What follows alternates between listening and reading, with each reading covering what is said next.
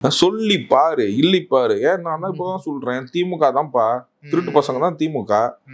Okay, திருடர்கள் முன்னேற்ற கழகம், புரிஞ்சுங்க. என்னத்த சொல்லிப்பாரு, ஊரே சொல்லுதுப்பா அவனை பத்தி. ஓகே, ஊர்ல எல்லாம் போட்டுப்பாரு, சும்மா நீங்க தள்ளினீங்கன்னாவே தெரியும். திருடர்கள் முன்னேற்ற கழகம் தான் இன்னைக்கு திமுக.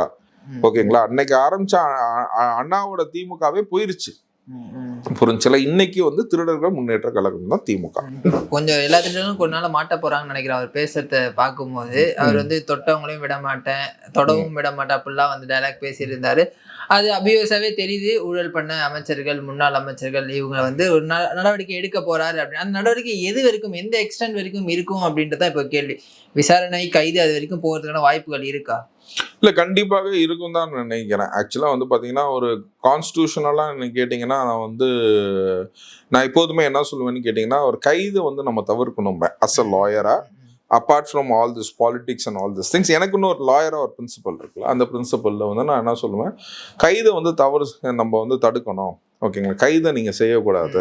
ஓகேங்களா, ஜென்ரலாக வந்து நீங்கள் வந்து சார்ஜ் ஷீட் போட்டு கேஸ் நடத்துங்க, அவர் தப்பு செஞ்சிருந்தா கன்விக்ட் பண்ணுங்க அப்படின்னு சொல்லுவோம். ஆனால் அதே விஷயத்தில் வந்து பார்த்தீங்கன்னா, கைதை வந்து நான் எப்போ ஆதரிப்பேன் அப்படின்னு கேட்டிங்கன்னா, நீங்கள் when you fabricate some evidence or if you trying to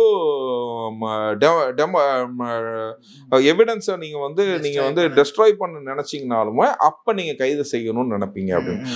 இப்போ இருக்கிற சூழ்நிலைக்கு பார்த்தீங்கன்னா, செந்தில் பாலாஜி அவர்கள் அந்த 18 ஹார்ட் டிஸ்க் காணா போனதுல தான் ப்ரீவியஸ் ரெக்கார்ட்ஸ், டெண்டர்ஸ், கம்யூனிகேஷன்ஸ் எல்லாமே இருந்திருக்குன்றது நமக்கு தெரிய வருது. ஸோ அந்த சூழ்நிலையில வந்து இன்னைக்கு கிரைம் பிரான்ச் வந்து இன்வெஸ்டிகேஷன் பண்ணிட்டு இருக்காங்க.